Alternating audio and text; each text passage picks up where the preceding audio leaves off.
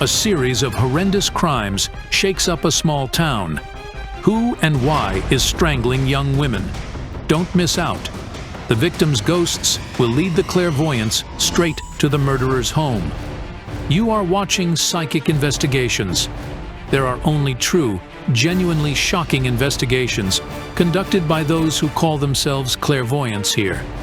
Using their supernatural abilities, they solve resonant criminal cases and unravel amazing mystical riddles.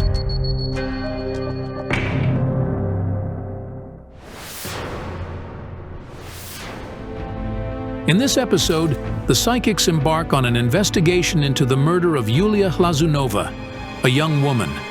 Her 2-year-old son stayed an orphan after his mother was strangled in the downtown. A young woman's body was discovered in a schoolyard on the 18th of September. On the eve of the tragedy, Yulia told her common-law husband she was going to spend the night at her mother's, where the little Mikita was staying. However, Yulia never showed up at her mother's home. The young woman was found dead in a location that is not on the way to her parents' place. To Victoria, Yulia's mother, the news of her daughter's death was deeply shocking. I didn't scream. I felt no panic. I simply howled. I miss her so much. It's so hard. Yulia, like her mother, also married early. She married the young man she'd loved since school. But when she got pregnant, he tried to persuade her to have an abortion. Yulia refused and gave birth to her son, while her husband left the family. Now, the 2-year-old Mikita lives with Victoria and her husband, Kirilo. But who and why took his mom's life so brutally? The forensic examination revealed that Yulia Hlazunova was murdered at midnight. No traces of sexual assault were found on her body. The motive of the murderer remains unclear. The project's strongest experts, Kayal Alekbarov and Olena Kurilova, took on the case. I asked my djinns who'd murdered the woman and had a strange vision. A hand with a little turtle. Could it be a tattoo? A wedding ring with a turtle figure. And one more thing. The djinns told me, search for the number 5. Yesterday, I was working with the woman's photo when I heard her spirit's voice. It was not this woman's voice. She told me, "He whose fiery marks are on me leaves his traces on them." I asked my sacred book where we should search for the murderer. And the book told me, the woman with the double heart has the answer. But who could that woman be? And what does she have to do with the murder? And where do we find her? This is unbelievable. The picture suddenly falls off the wall. Is this the photo of the town we're in? Yes. Olena, this might be some kind of hint. Could it probably be where the murderer is hiding? Let me take a photo of it just in case.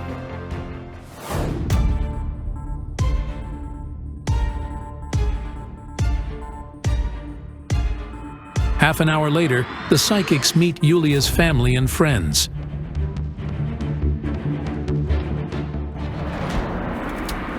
Good afternoon. My name is Victoria. This is my husband, Kirill. I would really like you to help find the killer who did this so that he could be punished.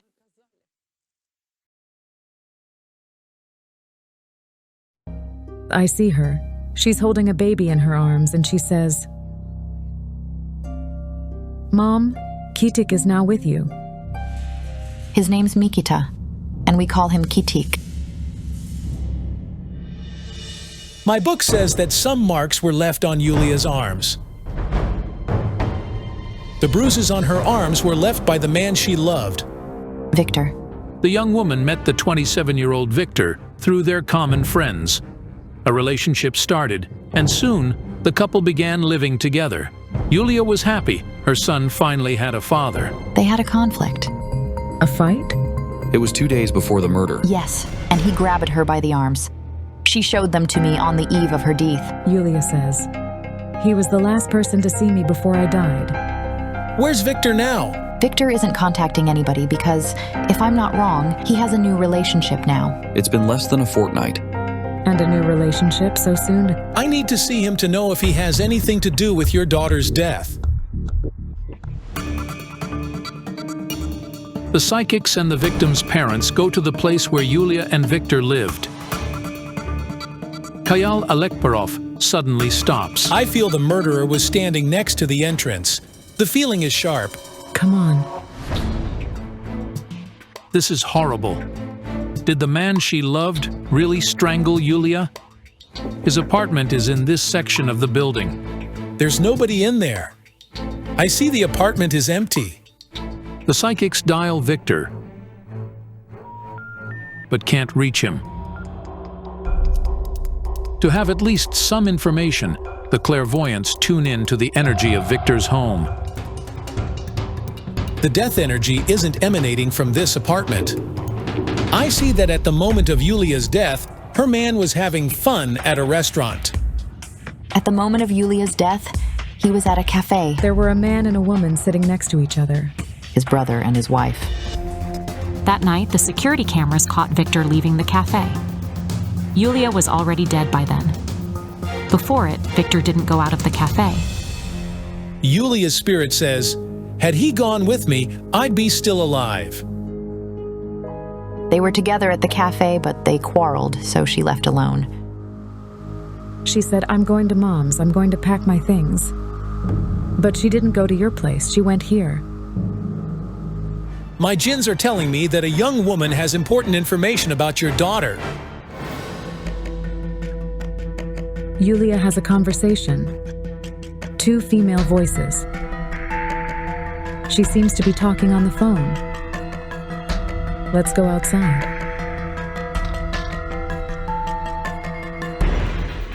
A young woman Yulia was talking to on her way here heard what the murderer said. She was talking on the phone to Marina, her friend. She told me, Marina, somebody's following me. She was most probably at the building's front door. I heard a male voice in the distance. It said, open up. Then my phone battery died, and I tried to get through to her from my sister's phone, but she was unavailable. This is why Kayal Alekperov felt the murderer's energy the moment he approached the building. He had a knife. He held her from behind and threatened her with the knife.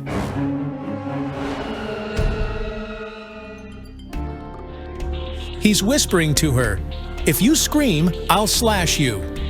The feeling brings the psychics to the school, to the spot where Yulia was found, strangled. I feel it happened here. This is where my daughter was found. I'm going to contact your daughter's spirit. I asked her, what did the man look like? Did you see him?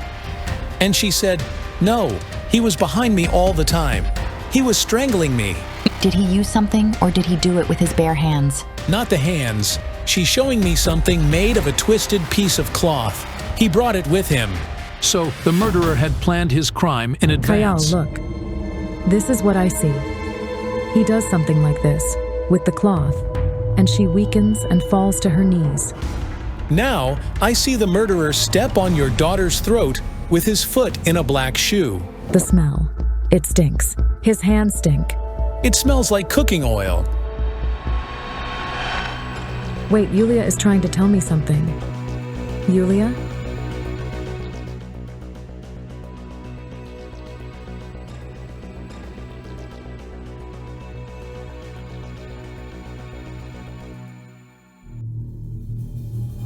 My God, it's another Yulia. She's also dead, it's her spirit. There's another body, there's another young woman who was strangled to death. She's a little older. This is my daughter. Another murdered woman. This is insane. And her name is also Yulia. Yulia Karakusha was found strangled in a town park early in the morning on the 9th of October. It happened 3 weeks after the first murder was committed. And just as with the first murder, there were no witnesses to the crime. What's your name? Inna. We needed to see the place where the other Yulia died. It's not far from the first spot. The woman often used this path on her way from home to the bus stop. Was her body found here? Over here, yes. Yulia worked in the neighboring town. It's over 100 kilometers from her town, so she always left home at dawn to catch the first morning bus. When Inna said goodbye to her daughter that morning, she didn't even think it was the last time she saw her alive. I offered to walk there with her, but she said, "Mom, please don't, I can make it. Better go back to bed." The bus stop is not more than 200 meters from her home, but Yulia never reached it. She's lying on this bench. Yulia. She's lying on her back. Yes. What was she covered with? A large navy blue towel. Yulia was going to the neighboring town for a few days, so she took a traveling bag with her. The murderer took the towel out of it and used it to cover the victim. She says, "Mom, you didn't recognize me at first." An hour and a half later, Yulia's mother was going to the market through the park when she saw an ambulance.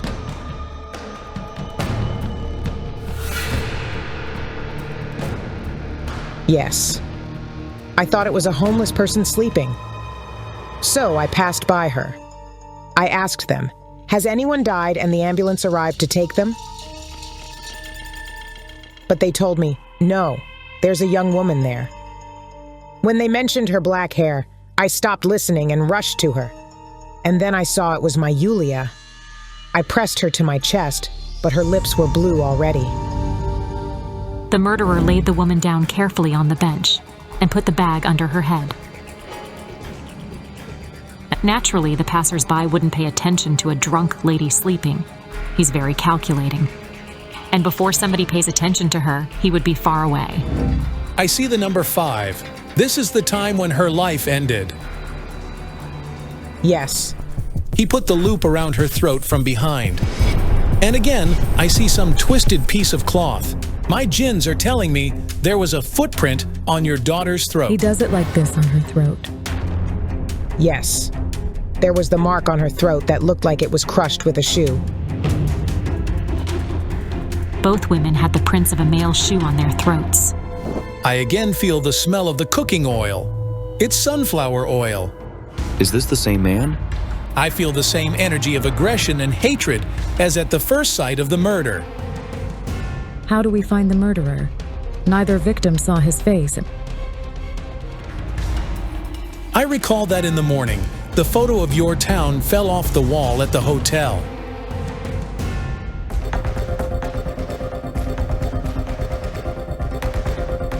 I took a picture of it with my phone.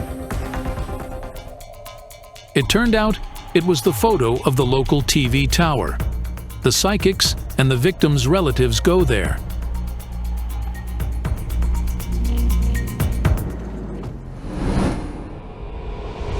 I feel the murderer was here many times. I see the 5 again. Could it be the number of a building? I feel negative energy emanating from it.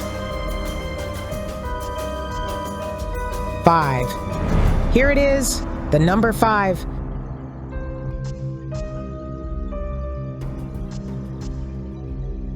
Hello?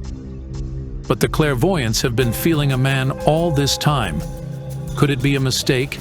Olena and I were tuning in to the person who murdered 2 women in your town. The feeling brought us here.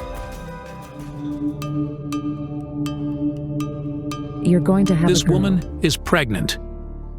But what relation does she have to the brutal crimes? It was the double heart, the one Kayal mentioned. The woman with the double heart has the answer. You're not wearing a wedding ring, but you're married. Yes. And during the proposal, you got a strange ring on your finger. Yes, it was a trinket. A turtle-shaped trinket with a ring. Who gave you the turtle? Yes, Vadim. Was it your husband? He kneeled and said, "Be my wife." And then he put it on my finger. Seeing psychics and a crowd of people at the gate, Maria's mother came to support her daughter. Call your husband. He's in jail. What was he arrested for? Was he a suspect in a murder? An attempted rape. The proceeding regarding the attempted rape of a minor is currently underway. She would keep following him everywhere. She was in love with him madly. What's her name? Karina. Karina is a 15-year-old girl who brought the case against Maria's husband. It turned out that Maria knows her, as she and her husband and their friends saved Karina from rapists last year. We were chilling by the riverside when we saw some guys dragging the girl somewhere.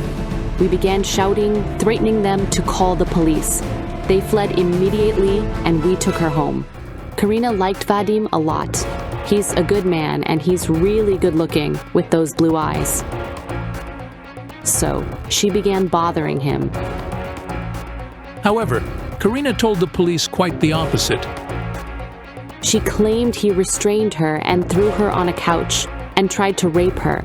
Karina claims she scared him with an electric shocker and ran away. Was your husband ever aggressive? No, he's a kind, loving, and caring husband. I see your husband in a cage, but it's a vision from the past, and it's somehow connected with another girl. Was he ever sentenced for murder? Yes. What a twist. Does this mean that Vadim has taken someone's life before? In 2007, Vadim was sentenced to 13 years in prison for the gruesome murder of an underage girl. She was raped and strangled. 10 years ago, Maria and Vadim were at a party with their friends. Among them was the 15-year-old Nadia. That evening, she was trying to kiss him and she hugged him. When I saw it, I had a quarrel with him. And the next morning, that girl's body was found. I saw how he murdered that girl. First, she flirted with him, but then she rejected him. And then Vadim got really furious.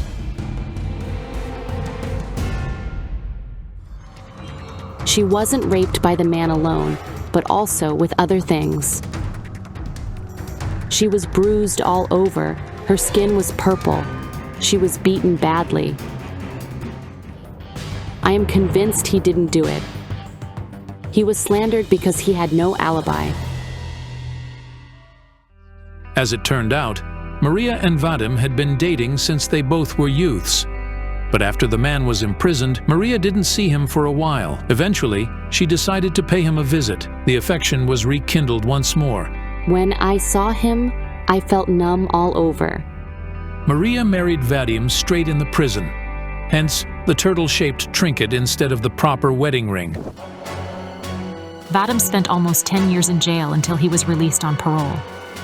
The authorities believed that he deserved amnesty for his good behavior. There's something in your husband that makes him commit violence. I can feel it. There's something manic in his blood, but you won't admit it. He committed a murder 10 years ago. Were there any burns on the body? There were, yes. There were lots of cigarette burns on her. Finally, I realized what the words of the girl from my vision. The marks on the strangled women's throats were left by the same man who'd left the burns on his first victim's skin. Where was your husband on the nights when the two women were murdered? He spent the first night at home, and the other night, he was at his mother's in the countryside. The murder was at about midnight. He could have come back home. It's quite possible that Vadim strangled Yulia Hlazunova at midnight and spent the rest of the night home. And the second murder was at 5 in the morning. Vadim's mother said he'd arrived in the morning of the 9th of October. It means he could have easily committed the murder at 5 and an hour later, be at hers, 20 kilometers away from the site. As a young man, Vadim raped and murdered a girl. 10 years later, he met Karina. She reminded him of his first victim. Just as that girl, she lured him and then rejected him. It was a trigger. It's a miracle Karina is still alive. I saw that man trying not only rape her, but also strangle her. I spoke to Karina at the police station. She told me he'd grabbed her by the throat twice. This is what she told me herself. But neither of the strangled women was raped. The murderer didn't assault both women to fulfill his desires. He didn't know them and wanted nothing but revenge. He strangled them because he felt fury.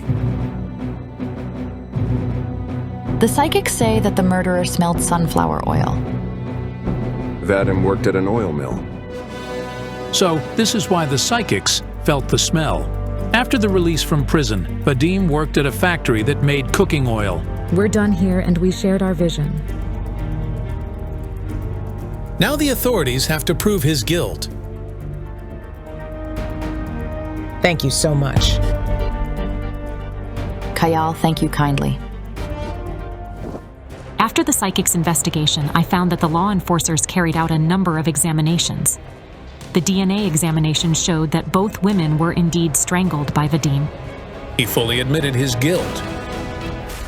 Now the man is facing a sentence for 2 murders, and it's highly unlikely he'll be released under an amnesty this time. It means the cruel maniac will never take anyone else's life. The parents received text messages from their daughter, who had been in the morgue for several days. Who was texting from the deceased girl's phone? The ghost of the girl will reveal the truth and unmask her murderer. In this episode, the clairvoyants will try to find out what happened to Victoria Mankiewicz, a 30-year-old beauty, a translator, and a Sorbonne graduate. The woman was found dead in one of Kyiv's residential neighborhoods. The police investigators claim she jumped from the high floor of a high-riser. However, Victoria's mother and other members of her family are certain she was murdered. Victoria's body was found here. It's a high-riser. She lived a kilometer away from it. Over here in another high-riser.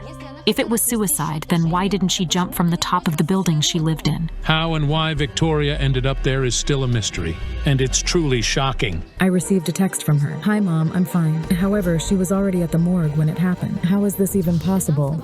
Victoria's body was taken to the morgue on April 13th, but on the 15th, her friends and mother received text messages from her. I dialed her, trying to get through to her for a long time, but then a reply came. I feel really unwell. I won't be able to access the communications during the weekend. I'll call you on Monday. We went to search for her on the 21st. She was supposed to be buried on the 22nd as an unidentified body. Victoria didn't have her ID or phone with her. If she had been buried as a homeless person, nobody would have found any trace of her. I made the final attempt to contact her on the 19th of April. I heard a tone. That is, her phone was still charged and working. Only on the 9th day, when Victoria's phone went silent, her family went to the police. Victoria's father lives in Rivne, while her mother lives in Italy, so her cousin was the one who notified the police of her disappearance. They called me from the police and told me there was an unidentified woman at the morgue, and described her. From the description of the tattoo and clothes, I immediately knew it was her. They wanted to close the case, claiming it was suicide, but it couldn't be suicide. We examined the body and found no other injuries, other than those caused by the fall from a great height. A motive is required for both suicide and homicide. Victoria had none. She was successful in her career. She worked as a translator at a large international company, lived with a man she loved, and most importantly, she was planning to marry him and have children. She could be my wife and the mother of my child. This man, Victoria's beloved man, is Alexei Volkov, a famous Kyiv fitness coach. The couple had lived together for about a year. We planned to have a baby. She wanted a boy, while I wanted a girl. They had plans for the future. They thought of the names in case they'd have a girl or a boy. Beyond doubt, it couldn't be suicide. I was in Prague when I learned of her death. Can you imagine how anxious I felt, being all alone abroad? I'm ready to sacrifice all my resources to find who did it. Dear psychics, I beg you to help me. Who and why killed my daughter? The best experts undertook the case, a Ukrainian clairvoyant, Jana Shulakova, and a British spiritual medium, Anna Galliers. The psychics are already listening to the woman's final audio record, a voice message she sent to her mother several days before she died. Hi, Mom. I'm going to come to Rivne for about 2 days to visit Grandma. I hope you're doing well. Kiss you. It doesn't sound like a message from someone who is going to kill themselves. I see a young woman in a room. There's a man standing next to her. He punctures her body with a needle, and I feel the scent of medicine. He's related to her death, and he could be a doctor. He's strong and authoritative. Victoria isn't his first victim. It's strange. I saw her on a high-riser's balcony with another young woman. They're of the same age, and they even look somewhat alike. We need to find out who wrote the text on behalf of Victoria. I feel that her phone is still in the hands of that person. Victoria's parents and relatives are already waiting for the clairvoyance in the courtyard where her body was found. We think she was murdered and then brought here. Your daughter is so delicate on the outside, but she's got a character of a strong man. Yes, it's true. If she was highly determined. Victoria's childhood ended when she was 15 years old, following the divorce of her parents. Her mother went to work in Italy, and she stayed with her father, an ex-military officer. She studied Slavic studies at the local university here in Rivne. She made her living by writing course papers for money at nights. Later, as part of a student exchange program, Victoria went to France. This provided her with the opportunity to enter the Faculty of Arts and Humanities at Sorbonne University. Who is Irina? It's me. Irina is Victoria's aunt and her closest relative after her parents. It was she who went to the morgue for the identification. She bears a grudge against you. You saw something that could change the course of the investigation dramatically, but you didn't pay much attention to it. A bruise and punctures. There were 3 dots like punctures, and a bruise like the one you have after an injection in the vein. She had the same. I feel there was some substance in Victoria's body that made her feel disoriented. Could somebody give her an injection of something? Did they conduct a chemical examination at the police station? The investigator didn't even view her case as something other than suicide, and so she didn't order any extra examinations. Your daughter's spirit says we need to go upstairs to the balcony out of which she fell. What floor did she fall from? We don't know. Come quick. Victoria's spirit will show us. The clairvoyance ended up at the 13th floor. She says it's here. Your daughter says she was here. Victoria was here. I had a feeling that she was around us. And in my vision, I saw another young woman next to her. Your daughter says she left you some sign. Look. Ola. Ola. It turned out that the name of the young woman from my vision was Ola. She was very beautiful, dark-haired and fair-eyed. We don't know who it could be. Could this Ola be texting you from her phone?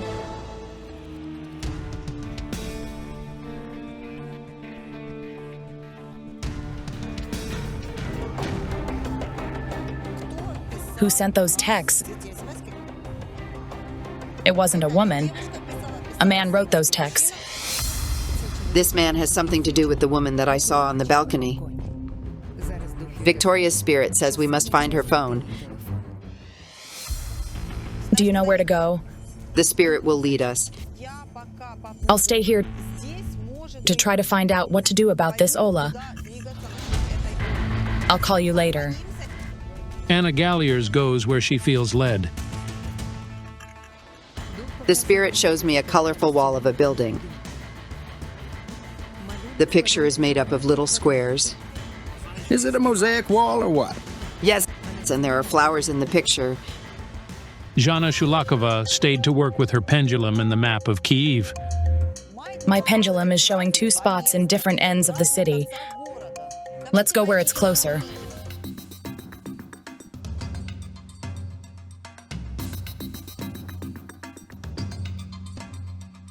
The picture matches the trees, tall enough but with cropped tops. And the building, a high-riser. There are plenty of lilies around it. Pull over here. I'd better get off and walk.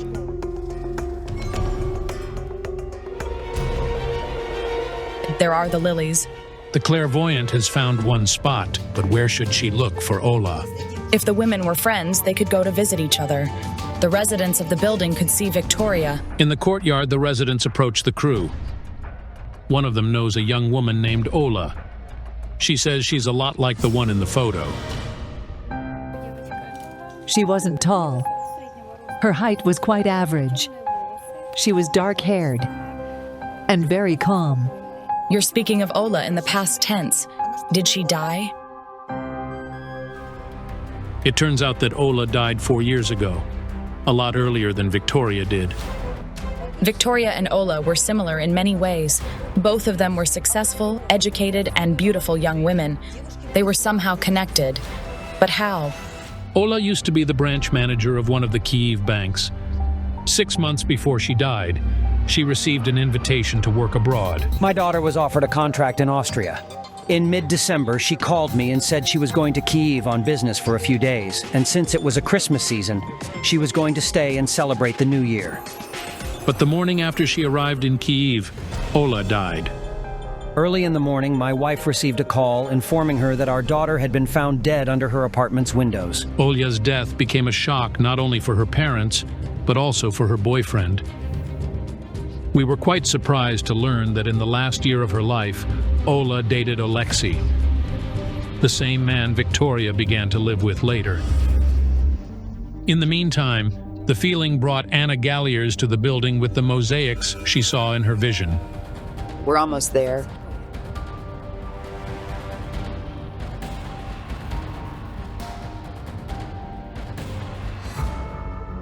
Victoria says there are texts with threats on her phone. They were sent by a woman with a child who lives in the first apartment. Katerina lives in it.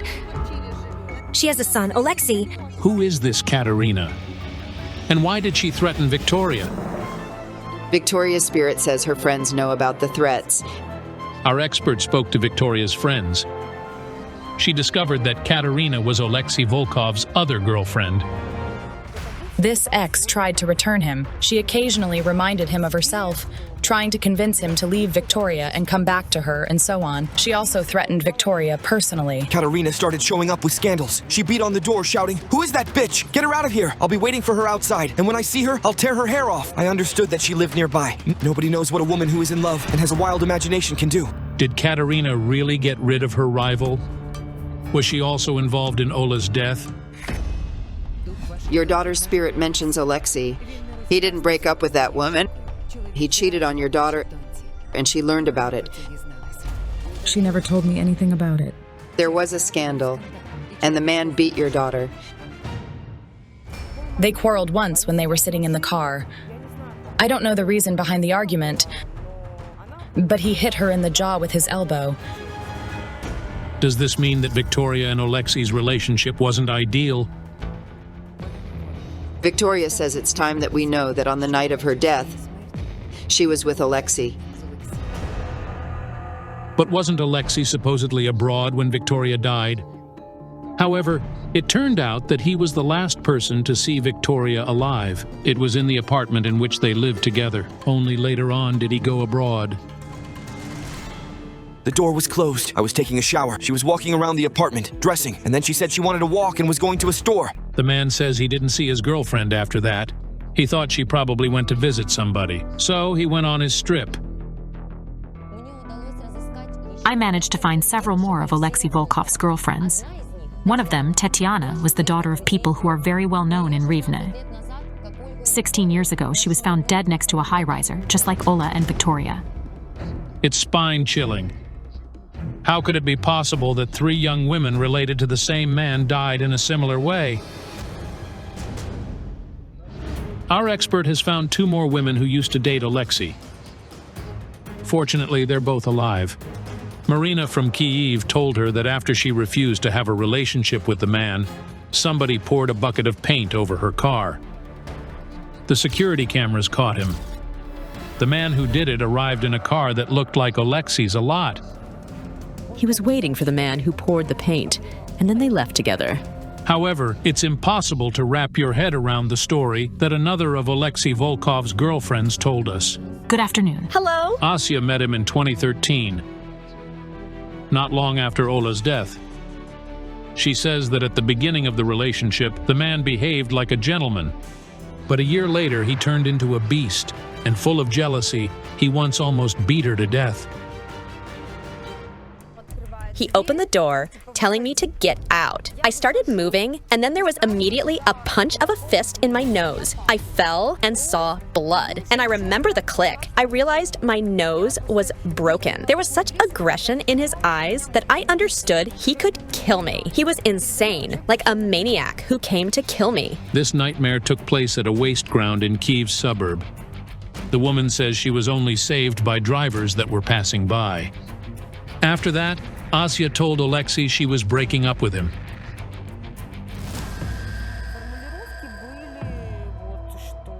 He threatened to pay a homeless man to pour acid over me or my child, or that I would be raped, while he would be somewhere else to have an alibi. The first thing he did was warn me not to go to the police, saying he had many friends in various spheres, including the police and criminals.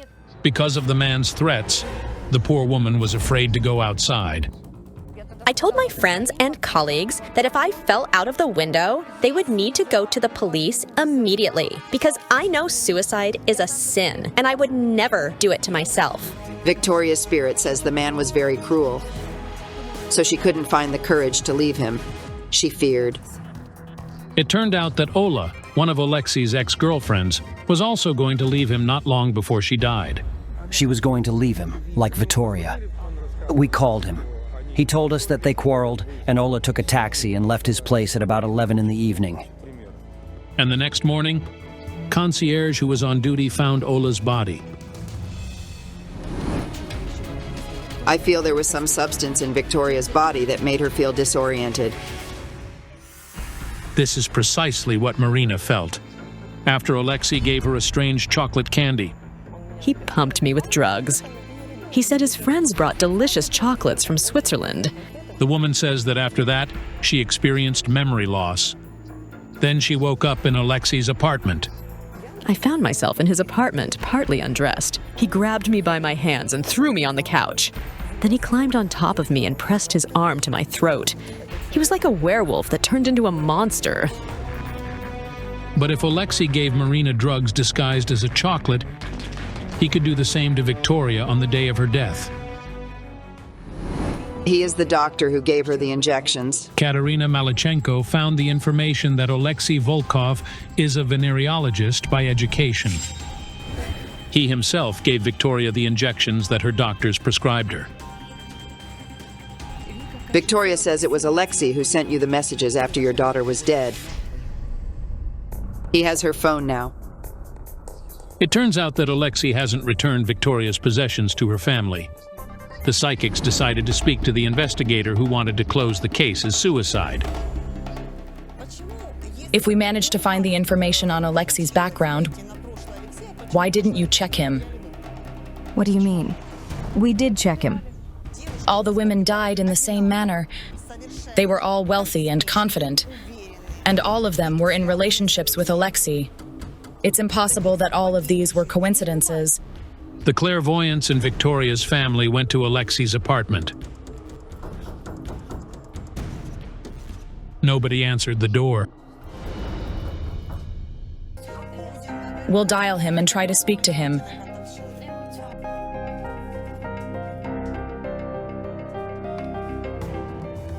Hello, is this Alexei? Tell us please, where are you? In Kiev? Could we meet and talk? So you mind? Why haven't you returned her belongings to her mother? I'm not trying to hide those things. Can I give the phone to her mother, please? No. Tell him to come over here, please. So you're quite willing to communicate through the investigator, aren't you?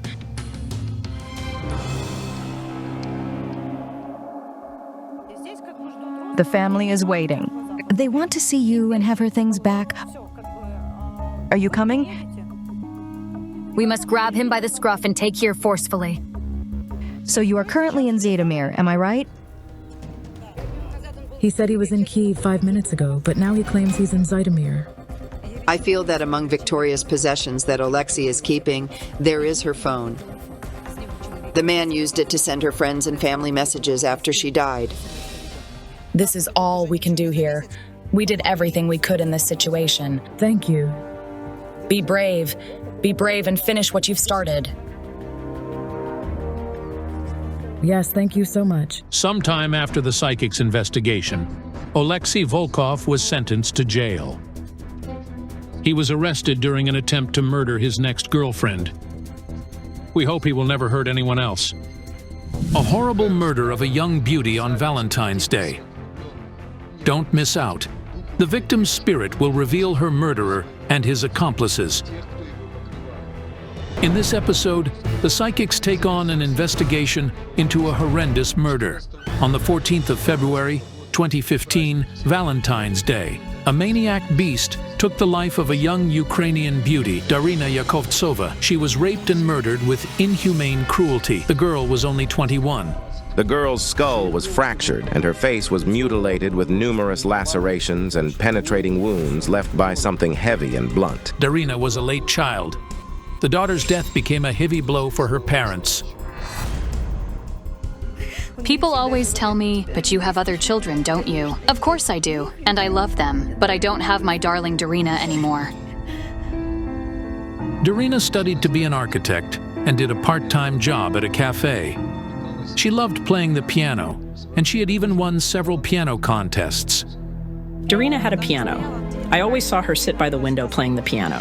Darina spent all her vacations and days off in the village where her parents live. On Valentine's Day, she also went there. In the evening, she and her friends went to the local disco. She didn't return when she was supposed to. I dialed her, but my calls were declined. It repeated 3 times. The next time I called her, her phone was turned off. The next day, on February 15th, Darina's body was found in a windbreak just 100 meters from her home. Police investigators interrogated everybody who had been with Darina at the disco and seen her before her death. It turned out that at around 2 in the morning, she said goodbye to her friends and left for home. It's odd, but on the same night, 45 kilometers from the village where Darina's parents lived, another gruesome murder took place. A woman of 32 was raped and beaten badly. She died from multiple injuries to her vital organs in the intensive care unit of the local hospital. Is there a maniac on the loose in the area? The law enforcers avoid giving any comments. You have your own investigation, and we have ours. Let's not hinder each other's work. We want to find the murderer, and we're asking psychics to help us do it. We simply need it.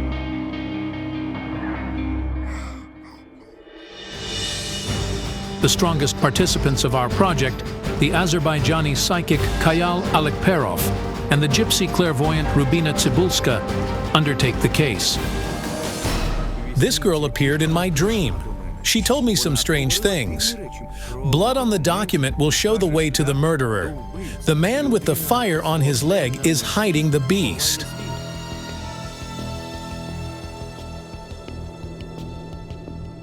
I tuned in and saw an image of a gray-haired woman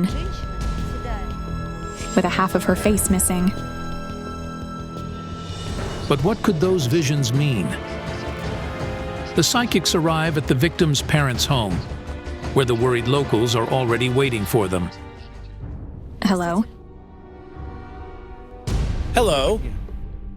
I sympathize with you as a mother. We will do everything we can.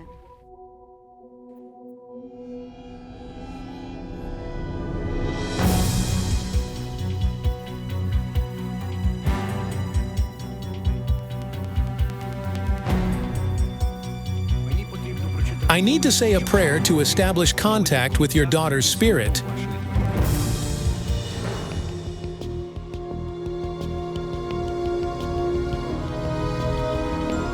Do you have something that she had at the moment of the death?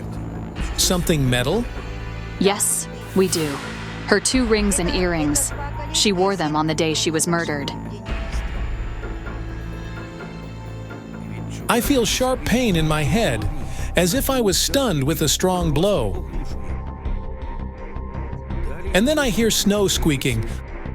like someone's walking on it. This is terrible. He's punching her. He's beating her to death, and her face is missing. Yes, this is what the forensic examination concluded. She was buried in the closed casket. What a nightmare. The parents couldn't even say farewell to their daughter. She didn't see her murderer. He stalked up from behind. The forensic examination revealed that the initial blow was indeed delivered to the rear of her head. However, it wasn't fatal, as it only caused a momentary shock to the victim, resulting in her fainting. All things considered, it's highly probable Dorina didn't see her murderer. I see her body being dragged somewhere. Yes.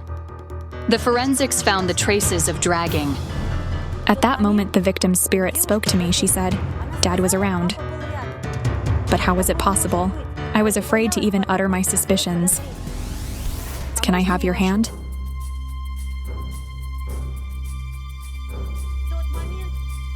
While she was being murdered, you were near.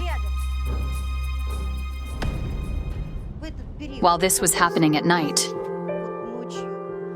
from 2:30 to 3, Dorina's father was walking to the train station, and he passed by that place.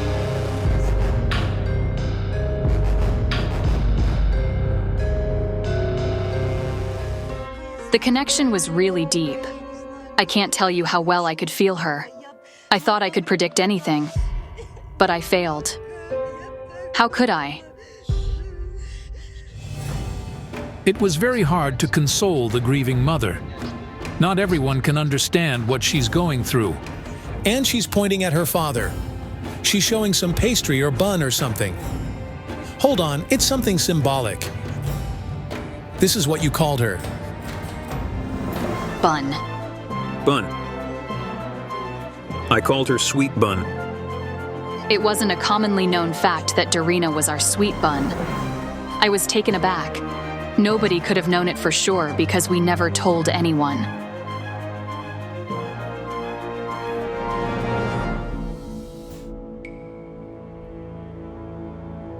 The cards are showing me a young girl, Dorina.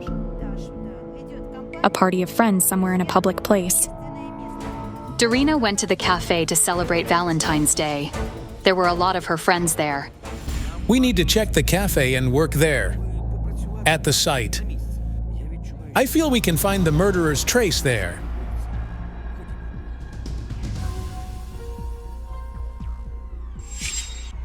After the tragedy, the cafe isn't working, so the psychics tune in outside it.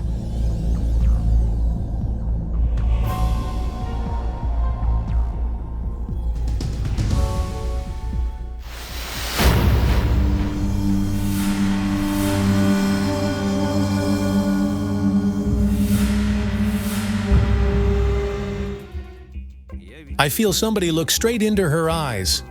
The energy is male. It's very negative. This is a young man. He's saying something bad. Something unpleasant.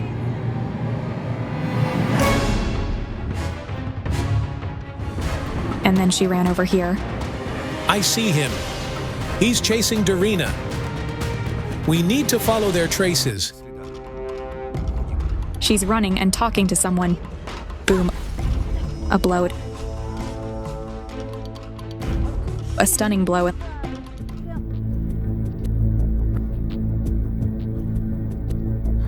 What was Dorina stunned with? What was it? Something heavy. It's something wooden. Like a club. There's really a bloodied club among the evidence. Most probably, the murderer didn't prepare for the crime. He spontaneously broke a branch from a tree while he was chasing the victim from the cafe, as the psychics assume. She's talking to someone she loves. Do you see? They met recently. I don't understand. Was she talking to him? Did he kill her? She was talking to him on the phone.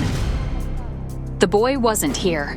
The police found out who Dorina was talking to on the phone in the last minutes of her life. The young man's name is Dimitro. She phoned him at about 2 in the morning. Then he was at home in the town. I hear some rustling, like the phone is being put in a pocket.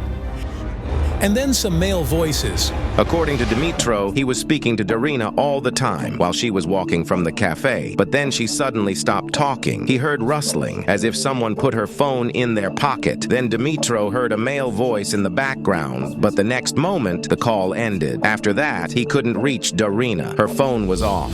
Do you see the blood? The blood's dripping. It looks like he was dragging her. Over here. This is where she was found. This was her pose.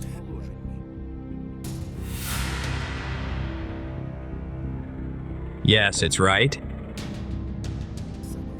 This is where the murderer raped your daughter.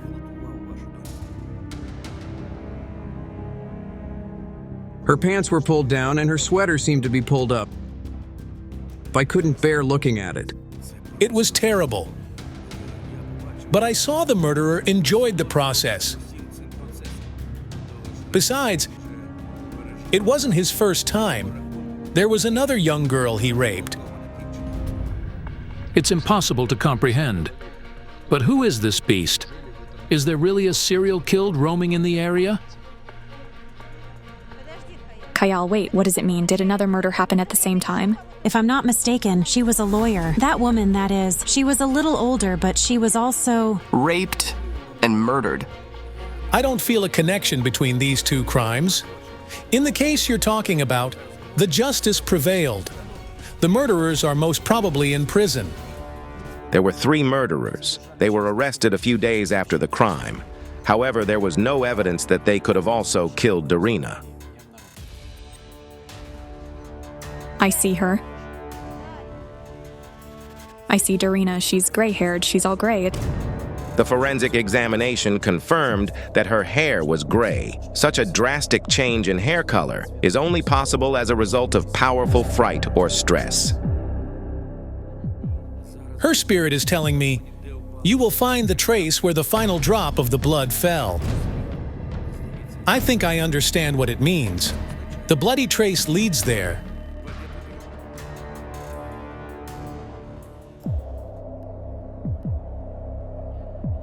It seems we found his trace. He stopped over here. He gets in a vehicle.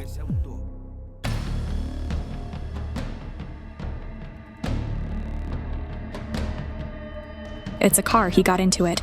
Its front lights are like those of a Lada Samara. They're square. We need to find out where he drove. We can't lose the trace. We need to go there. The clairvoyants and Darina's parents get in the van. The locals follow them in their vehicles. Will the psychics really find the murderer? Pull over here.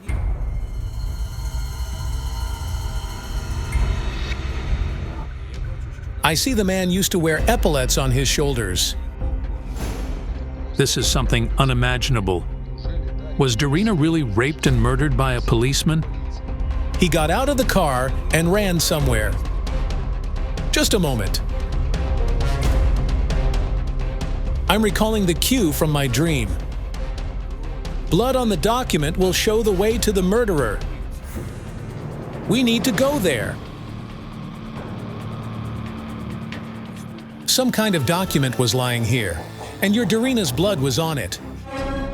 At the site, the psychics found the police had indeed found a receipt from the kindergarten. The receipt bore the name of the local resident, the 50-year-old Serhii Mariuka, a former highway patrol officer. The document was covered in blood, which, according to the forensics, was Darina's.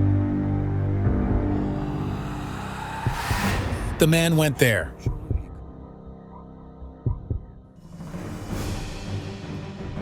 Nobody opens the door. Hearing the noise, the neighbor comes out to see what's going on. Hello, we're the experts from Psychic Investigations. We would like to see your neighbors, but they seem to be absent. I saw them recently. Serhii's wife went to the school and then to the kindergarten. They took their belongings and documents. There's one school and one kindergarten in the village. Everybody knows one another. So when the family left the village, the suspicion fell upon them. Darina's blood. And her trace is here. I feel it like it's on something white. Probably tiles or something. It's something white. The police searched the apartment in which Serhii Mariuka's family lived, and they really found blood on the rim of the bathtub. And again, the forensics found the blood was Darina Yakovtsova's. The victim's blood couldn't have appeared in the apartment itself. This is a solid proof that one of its residents is involved in Darina's murder. I see that on that night, not only an adult man, but also a youth ran into the apartment. They were both bloodied. The younger man murdered her. He'd been at the cafe and danced with Darina, and then he followed her and took her life brutally. Anatoly, Serhii Mariuka's 17-year-old son, a student of the local school, indeed courted Darina at the cafe that night. According to the witnesses, he was drunk and behaved provocatively. The young man claimed he'd seen Darina on the highway. He stated that she had been struck by a vehicle and he attempted to revive her, and only after he came back home, he realized he was covered in blood and tried to wash it off, hence the blood stains on the bathtub. The version is barely credible. No injuries on the victim's body suggest that she was hit by a vehicle. The boy dials someone. This is his father. The man arrives at the highway where we were, and he picks up his son.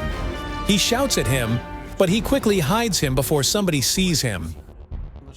We found the witnesses who heard Serhii Mariuka start his car, the gray Lada, at around 3 in the morning on the 15th of February. They first went home, to this apartment, where the boy washed off the victim's blood, and then they went somewhere far away from here. The adult man isn't the murderer, it's his son. The father splattered the receipt with blood while attempting to save his son. According to the locals, Anatoly Mariuka disappeared from the village after the first interrogation by the police. Nobody knows where he could be. I saw the father help him burn his clothes, which were stained with blood. As a former police officer, the man knew well what had to be done. Many people saw Anatoly Mariuka at the cafe before the murder. They all claimed the youth was wearing a blue and yellow bubble coat, which he never wore after the tragedy. The police searched the suspect's apartment, but they didn't find the coat that, according to the witnesses, Anatoly Mariuka was wearing on the night of the murder. But if Anatoly is innocent, then why is he doing his best to conceal his bloodied clothes from the law enforcers? They escaped, but I feel that the woman, the boy's mother, is nearby. She's staying at her mother's in the neighboring village. The psychics and the victim's parents go to the neighboring village, where, according to the locals, the boy's mother is staying. Is anybody home? Tell us, please, are you Serhii's wife? Yes. What's your name? Olga. I only want to ask you one question. Where are your son and husband? I don't know. If your son is innocent, then why is he hiding? He kept telling me he was innocent. What else can I say? He came home all bloodied. Are you not ashamed of lying? What do you mean bloodied? You see, I checked his coat and his pants. What coat? What color was it? There was nothing on them. I saw them with my own eyes. I'm telling you, this was what I saw. This is incredible. The woman appears to have just offered an unintentional confession. As it turned out, at the interrogation, her son claimed he'd worn a leather jacket that night. He told me he was innocent, I swear. I'm sorry, but the police found bloodstains at your home. 2 tiny drops. But the blood was Darina's. I don't know its origin. Do you understand? You're covering up the murderer. Shame on you. You won't tell us the truth, but I feel that your husband is the man with the fire on his leg who's hiding the beast. This was what Darina's spirit tried to tell me. The man with the fire on his leg hiding the beast was Serhii, Anatoly's father. I felt that he had a burn scar on his leg. We managed to talk to Serhiy and Anatoly's relatives. It turned out the man really has a burn mark on his leg. He has a burnt scar on his leg. It's huge. I was shocked by the schoolboy's cruelty. I have a feeling it wasn't the first time when his parents were hiding his crimes. He frequently transgressed the boundaries of morality. But what's worst of all is that, apart from Darina, he also had another victim, another girl he raped. It happened before he murdered Darina, but that girl was lucky to survive. He's been a thief since he was little. He stole people's bicycles and other things. The last thing he stole was a scooter, and then he raped the girl. They forgave him many things, and so it snowballed little by little.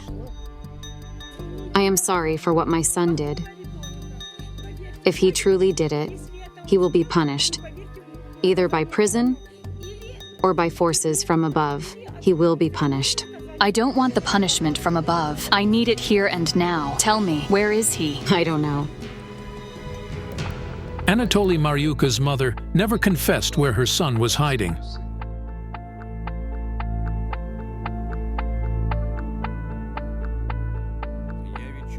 I feel he's in one of the neighboring countries. Most probably Russia. Yes, he's in Russia. I see that the murderer will be found. He will certainly be punished. Thank you so much for the work you did.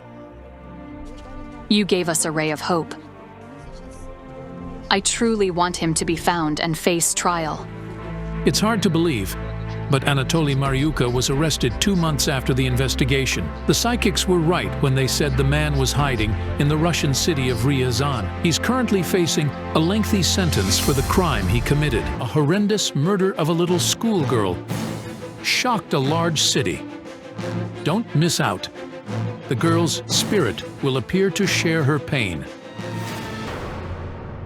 At 6 in the evening on a warm June day, on the shore of the Dnipro River in one of the Ukrainian cities, a shocked crowd stood around the dead body of a girl lying on sand.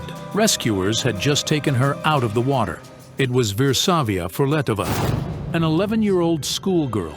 She was lying on the shore, at the edge of the water, covered with black plastic bag. She only had her underpants and cross-on. Everyone was stunned. 2 frightened boys of 7 and 9 sat apart from everyone else on the beach. One of them had just lost his only sister. I don't even want to recall it. It hurts me a lot.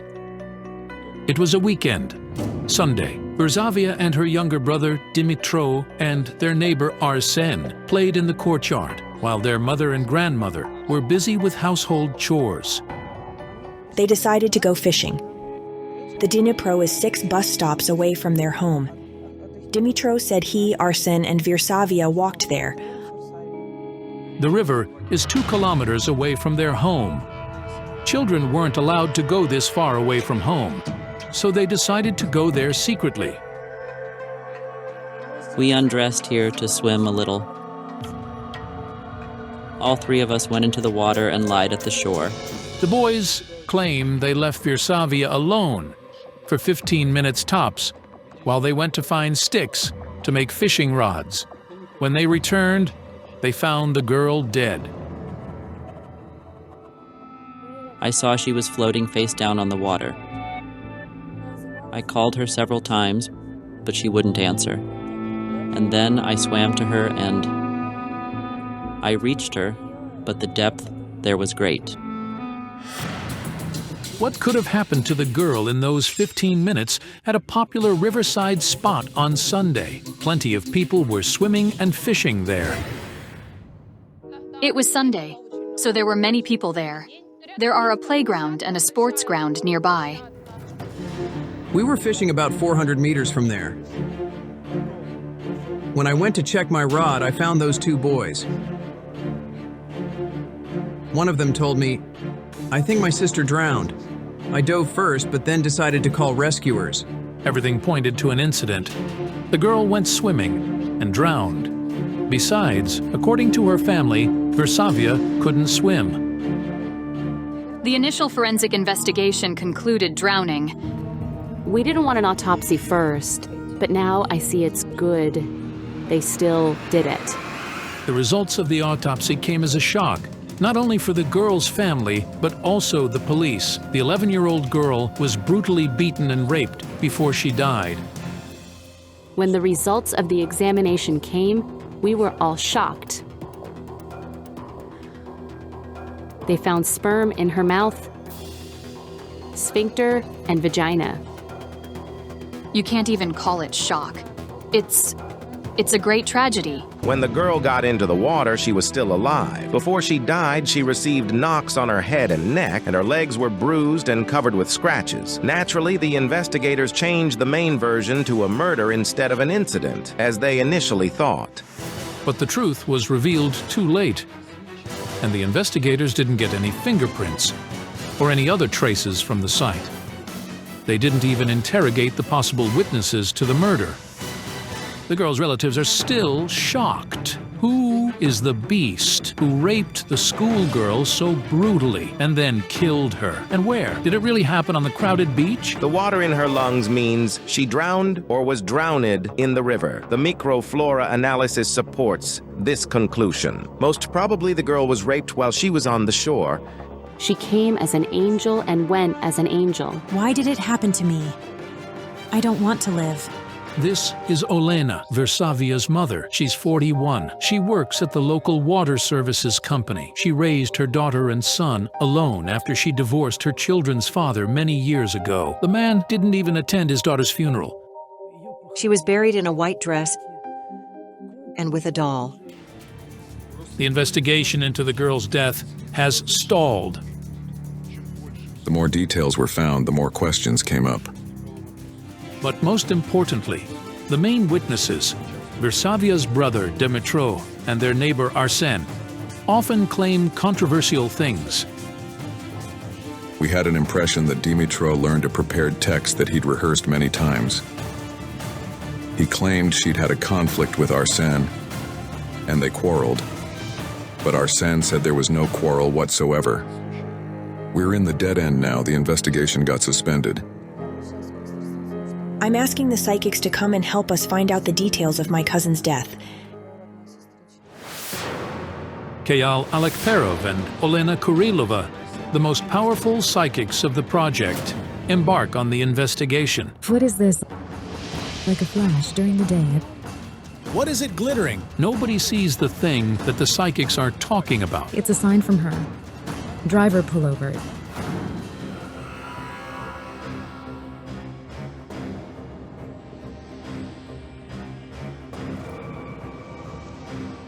Let's go towards the glittering.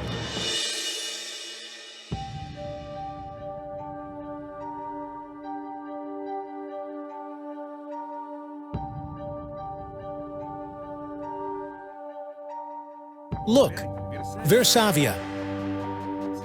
Did the girl from the investigation bring us here?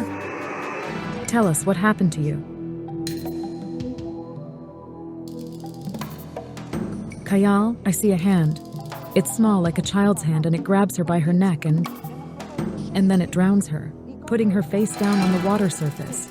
Indeed, the girl's neck was bruised. Did a child murder her? But who was it? Was it her brother, the boy, who went with them to the river, or somebody else? Who hurt you? Where do we find him? I have a vision. A building. It's red and square. It looks like a maze. 3 or 4 stories and bars. I see bars. Olena, the girl is telling me the dead bird keeps my secret. Let's go to see her mom. Probably she can explain something.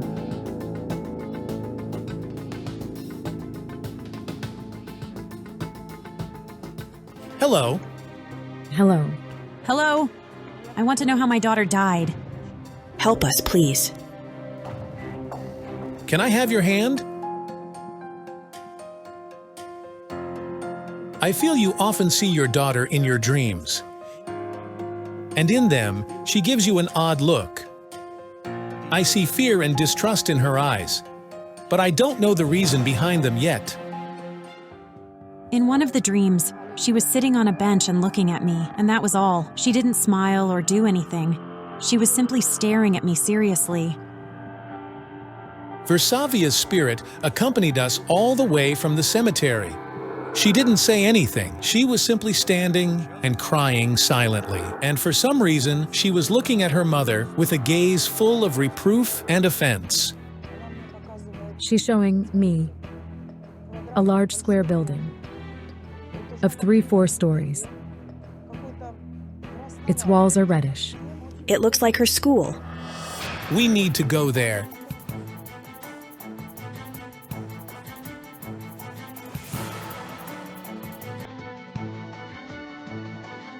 Here it is. This is the building I saw.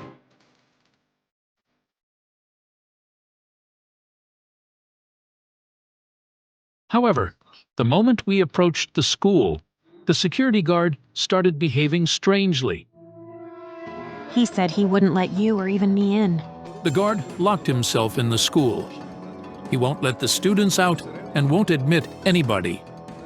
Even parents who came to take their children home can't enter the building. Let her mom in. What's going on in this school? They fear. We want to see the principal. Hello? Hello, why won't you admit us? We need to enter the building whatever it takes us. The girl's spirit has brought us here for a reason. I'll go without the cameras. All right, no problem. The clairvoyants enter the school. The crew stay outside. However, one of the members managed to film something with their phone.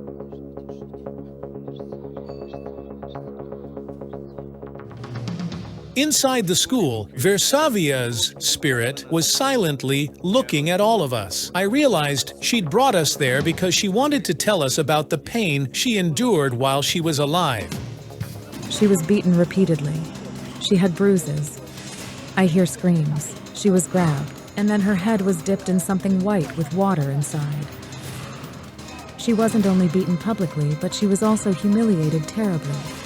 However, I failed to find out whose the hand that was drowning the girl in my vision was. She feared the school. Is somebody among the school students involved in the murder of the 5th grader? But who is it then? And why did they bully poor Versavia? What we saw inside was horrible. Everyone must know what happened to the girl there. She was one step close to death in that school. 2 boys beat her. One of them was aggressive. He was fair-haired and the other had dark hair. I saw those boys plunge her head into water. Something like a sink or a toilet. And then I realized that the vision I'd had at the cemetery wasn't the moment of Versavia's murder. Poor girl. She was drowned twice. And the first time, her classmates tried to drown her in a toilet. As an adult person, I couldn't even imagine the emotions the 11-year-old child felt. Did you see the bruises? I did. Then why did you do nothing?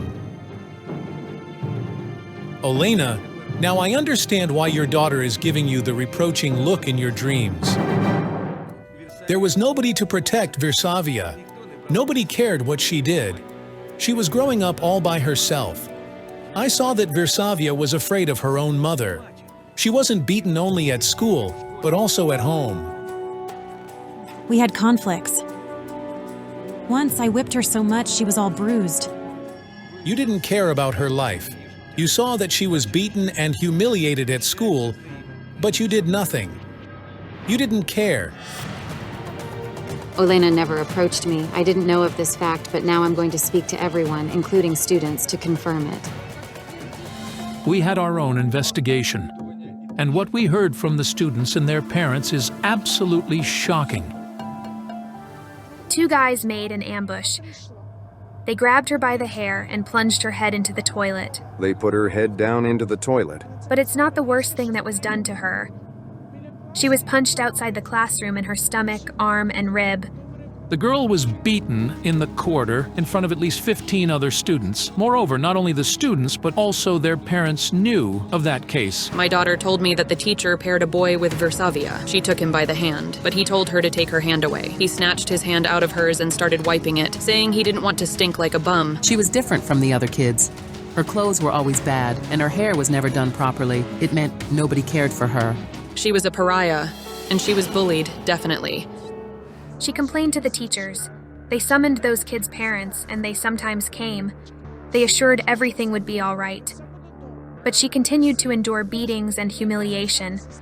Does this mean the teachers knew? But did they really do nothing to stop the aggression at the school? Was it somebody of the students who beat, raped, and drowned Versavia?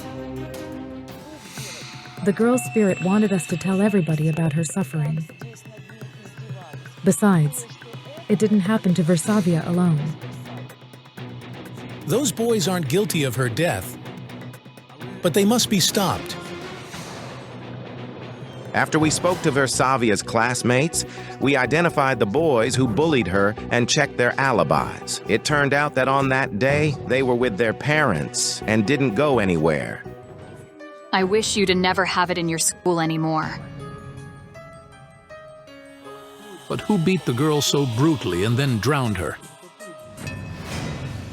At the cemetery, the girl's spirit told me something about a dead bird that kept her secret. Do you know what it could mean? On their way to the river, they found a swallow in a puddle and tried to save it. But they failed. Yes, and so they buried it and covered its grave with sticks. We need to see the place where she was with the dead bird. It's possible we can feel something there. It's not far from our home.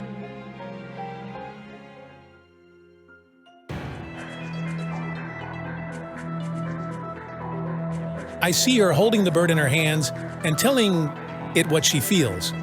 The bird was the only one whom she could tell everything. She liked animals. She thought they were better than people.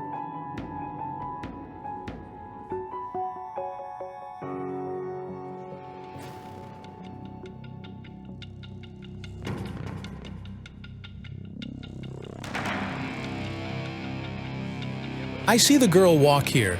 She was holding the bird she'd found in the yard, and then she and one of the boys buried it over there, behind those garages. To your daughter, it wasn't just a bird. She saw a friend in it and talked to it. I realized what secret the bird kept. The girl had no father or friends, so she asked the swallow to show her a miracle to make somebody who understood and loved her appear in her life. So, when the stranger approached Versavia and started talking to her kindly, she thought her wish had been granted. And the man was her friend. This was why your daughter wasn't afraid of the rapist. She was a lonely child. Even when we came to visit her on her birthdays, there were never any other children among the guests, only her relatives. She was never friends with anybody. She only spoke to her brother. And that was it. We need to go where the girl spent the last minutes of her life.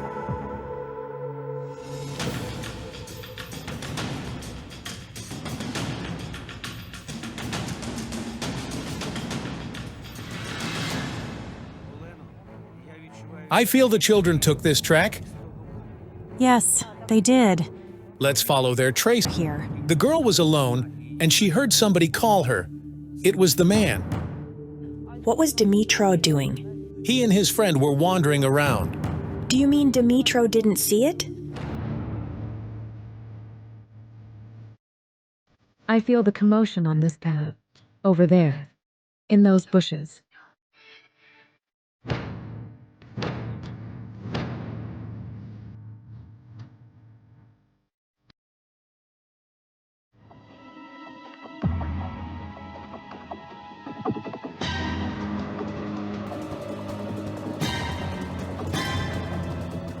A kick under her knee and she falls to her knees like this. Oh God. She falls like this and then one man. He grabs her by the neck and presses her to the ground, and a knock on her temple and then on her head. Yes, the forensics found a hematoma on her head. He pressed her down tightly and she couldn't breathe. It happened here. There are always many people around here, but nobody noticed anything. The place where the kids were was overgrown with bushes and reeds, and so it was impossible to see what was going on behind them. Was he alone? Yes. Does he feel remorse for what he did? Beasts have no remorse. Is the current directed that way? It carried away her body. So she was thrown in the water back there, right? Most probably, the girl was brutally raped not far from the place where the kids went swimming, and then she was drowned immediately. The traces of fresh blood on the girl's underwear that the investigators found point to that. Besides, her brother and neighbor didn't see any bruises or scratches on her before that. Give me water. My brain refuses to accept this information. Olena, your daughter says you don't miss her at all. She is happier in the heavens than she was with you. Do I need to weep? I simply don't know how to behave. My mom taught me that. She was also indifferent toward me. I don't know how to behave like a real mother, and I genuinely believe I am to blame for her death. I simply want to ask her to forgive me for being a bad mother. I also asked her to forgive me for everything I didn't do. She understands your tears. The boy is also in serious danger. The danger comes from the man who murdered Versavia. I have a feeling the boy saw his sister's killer, but he didn't realize it. As such, he posed a danger to the murderer. The psychics go to the police station to share the results of their investigation. The crews stay in the courtyard of the station to wait for the psychics. Here are some fragments of the conversation between the psychics and the investigator. I saw a group of men on the shore. Then, one of them separated from the group. He has a round face and a high forehead, and his hairline is receding. His hair is cut short. He's not tall, but broad-shouldered. And he had his knee injured in the past. He's over 40. He has no family of his own. Did you find the place where she was raped? It happened closer to the shore in the bushes. The psychics spoke to the investigator for almost an hour. Based on their words, the police compiled the facial composite of the schoolgirl's murderer. We did everything we could. Now it's up to the investigators. Thank you so much.